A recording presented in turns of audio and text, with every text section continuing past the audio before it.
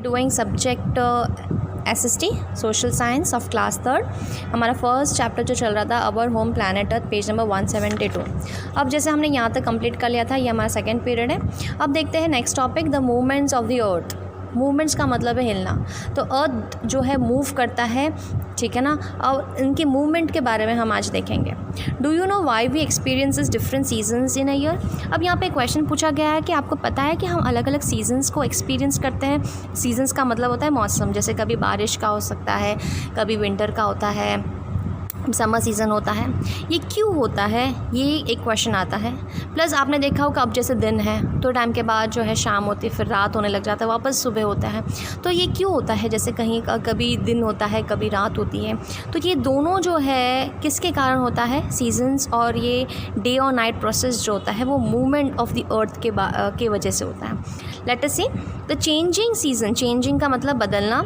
Changing seasons are caused by the movements of the earth. Earth की movement के कारण होता है। There are two important movements. दो टाइप के मूवमेंट्स होते हैं that affect the earth, rotation and revolution. तो दो टाइप के मूवमेंट क्या है, रोटेशन और रेवोल्यूशन। कैसे बोलते हैं, रोटेशन और revolution. The first movement is the rotation of the earth around on an imaginary axis. अब इमेजिनरी एक्सिस का मतलब होता है कि एक पर्टिकुलर लाइन हम सोचते हैं कि ये इस लाइन से अर्थ जो है वो गोल घूम रहा है, ठीक है ना।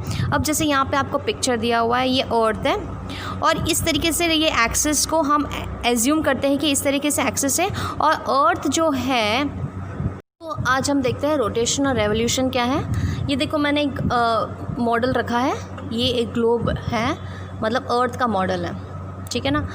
एक तो होता है कि कोई भी इंस्ट्रूमेंट ऐसे गोल घूम रहा है, ऐसे गोल नॉर्मली, ठीक है ना, इस तरीके से गोल घूम रहा है सीधा, ये इस एक्सिस में। मगर हमारा अर्थ जो है थोड़ा सा टिल्टेड है, ये लाइन है इस तरीके से टिल्टेड है। ये हम सोचते हैं कि इसको इमेजिनरी एक्सिस बोलते हैं, ठीक है ना। अब ये अर्थ है, अर्थ का मॉडल है। अब हम समझेंगे रोटेशन क्या होता है। ये अर्थ है और अर्थ जैसे घूम रहा है गोल, ठीक है ना, इस तरीके से गोल घूम रहा है, वो अपने ही जो है एक्सिस पे गोल घूम रहा है, उसको क्या कहते हैं, रोटेशन। इसको क्या कहा गया है, रोटेशन। अब अगर इस तरफ सूरज है, सूरज की रोशनी है, तो ये वाले भाग वाले के जो लोग होंगे, यहाँ पे जो स्टेट्स होंगे, कंट्रीज़ होंगे, उनको जो है कौन सा समय होगा, उनको दिन का समय होगा, डे होगा। और ये वाला पार्ट क्या हो जाएगा, यहाँ रात होती है। तो सूरज की रोशनी इस तरफ गिर रही है, सन है, सूरज की रोशनी इस तरफ गिर, तो ये वाला पूरा पार्ट क्या हो जाएगा, डे टाइम। और ये वाला पार्ट क्या है, नो।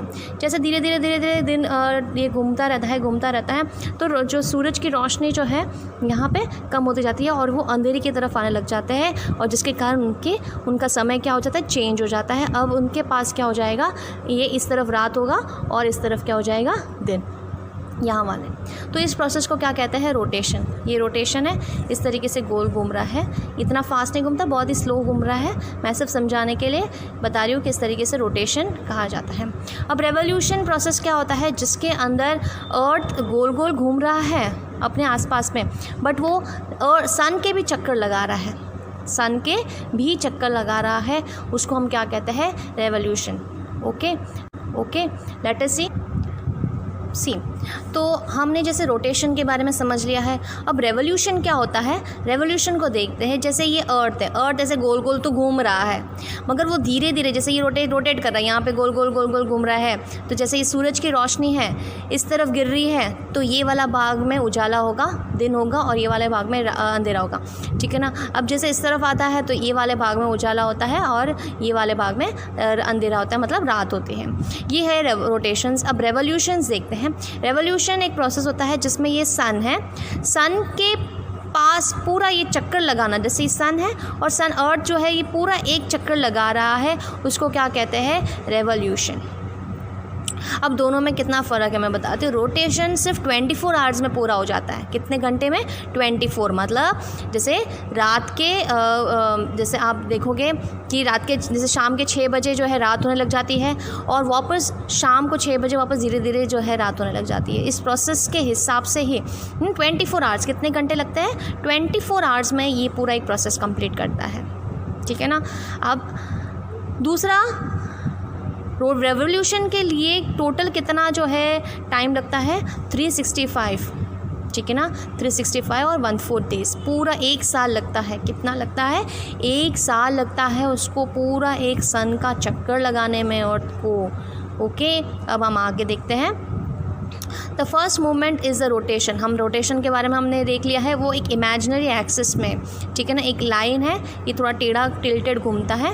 इट टेक्स अबाउट 24, कितने घंटे लगते हैं? 24 hours to finish 1 complete rotation. एक चक्कर लगाने में है, पूरा एक खाली राउंड निकालने में उसको 24 आवर्स लगता है। This rotation causes day and night on different parts of the world. और इसी रोटेशन के कारण दिन और रात होता है। The part that face the sun has light which is called as day. तो जिस पार्ट में सन फेस होता है, जहाँ पे रोशनी होती है, उसको हम क्या कहते हैं? Day. The part that away from the sun receives no light, और जहाँ पे लाइट नहीं होती है उसको हम क्या कहते हैं? नाइट कहते हैं। Okay, the second important movement that affects the earth is the revolution, ठीक है ना। अब ये रेवोल्यूशन है, वन रेवोल्यूशन के लिए कितना टाइम लगता है? 365 and 1/4 डेज और 1 ईयर, या फिर हम इसको क्या कह सकते हैं? 1 year. Both this movement act together and create a variation in temperature, weather and in the season. और इसी मूवमेंट के कारण जो है हमारे जो है तापमान में चेंजेस आता है, मौसम बदलता रहता है, जो है ऋतुएँ आती है, सीजन्स होते हैं। The 5 different seasons of the world, देखो 5 वर्ल्ड में 5 सीजन्स होते हैं। हमको लगभग जो है छोटे बच्चों को सिर्फ 3 सीजन्स के बारे में ज़्यादा पता होता है, जो सीजन्स होते हैं, जैसे समर सीज़न, गर्मी का सीज़न होता है, मॉनसून, रेनी सीज़न होता है, विंटर जिसमें जो है ठंड होता है, सर्दी का सीज़न होता है, ऑटम और स्प्रिंग, ये 2 सीज़न भी होते हैं। इन सीजन्स के बारे में हम देखेंगे, ठीक है ना। ऑटम सीजन्स कौन से होते हैं? शरद ऋतु कहते हैं जिसमें, और स्प्रिंग सीजन्स वसंत ऋतु कहते हैं। क्या कहते हैं? वसंत ऋतु। ओके, ये जो है इनके 5 सीजन्स के नाम याद रखने हैं। 1 डे, एक दिन जो है वो कितने घंटे होते हैं इसमें? 24 आवर्स। Okay, 60 seconds. अब आप घड़ी को देखोगे तो 1 मिनट, जैसे एक बड़ा कांटा जो होता है, बिग हैंड, एक पूरा चक्कर लगाता है 12 से लेकर वापस 12 तक आने में, तो कितने सेकेंड्स होते हैं इसमें? 60 सेकेंड्स। और एक आवर में कितने सेकेंड्स होते हैं? कितने मिनट्स होते हैं? 60 मिनट्स होते हैं। एक हफ्ते में कितने दिन होते हैं? 7 डेज़ होते हैं। और एक महीने में कभी 30 या 31 या 28 या 29 डेज़ होते हैं। ओके, 28 है यहाँ पे।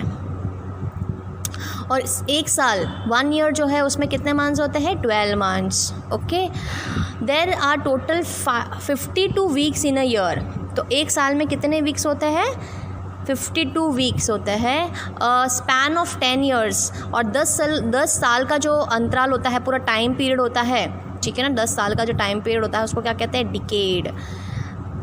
ओके, अब जैसे 2020 से लगा के वापस 2030 आएगी, तो ये एक डिकेड हो जाएगा, 10 साल का जो रेशियो आ जाएगा।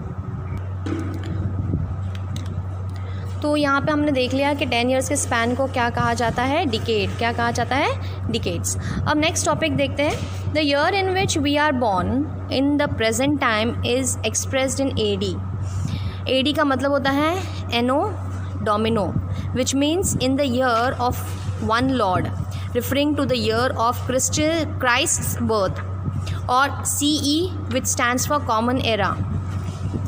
अब जैसे फॉर एग्ज़ाम्पल 1992 AD या 1992 CE लिखो तो बात एक ही होती है। AD का मतलब होता है एनो डोमिनो, मतलब जीसस क्राइस्ट के बर्थ के बाद वाला एरा गिना जाता है। क्या गिना जाता है? जीसस क्राइस्ट के बर्थ के बाद वाला एरा, जिसको हम CE भी कह सकते हैं, कॉमन एरा कहते हैं।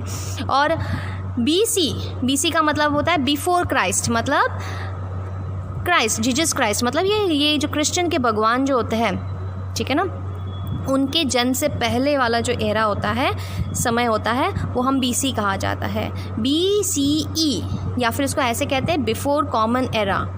बोथ हैव सेम वैल्यू, दोनों का मतलब एक ही होता है। जैसे हम कहेंगे for example 200 years before Jesus Christ birth is written as, Jesus Christ के जन्म से 200 साल पहले की बात को हम क्या लिखते हैं? 200 BCE या 200 BC।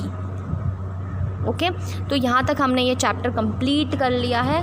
आज हम वर्ड मीनिंग्स देखेंगे, पीरियड 2 के वर्ड मीनिंग्स। सीज़न लिखते हैं इसको मौसम, रोटेशन चक्कर, रेवोल्यूशन परिक्रमा, इमेजिनरी काल्पनिक, डिकेड दशक, समर ग्रीष्म ऋतु, ये गर्मी का ऋतु भी कहते हैं। ऋतु मीन्स मौसम, ये जो सीजन्स होते हैं। मॉनसून वर्षा ऋतु, विंटर सर्दी का ऋतु होता है, ऑटम शरद ऋतु, स्प्रिंग वसंत ऋतु। ठीक है ना। अब ये जो है आपको वर्ड मीनिंग्स करने हैं अपने नोटबुक में। यहाँ तक हम अपना चैप्टर कंप्लीट करते हैं, ये आपका वर्क रहेगा।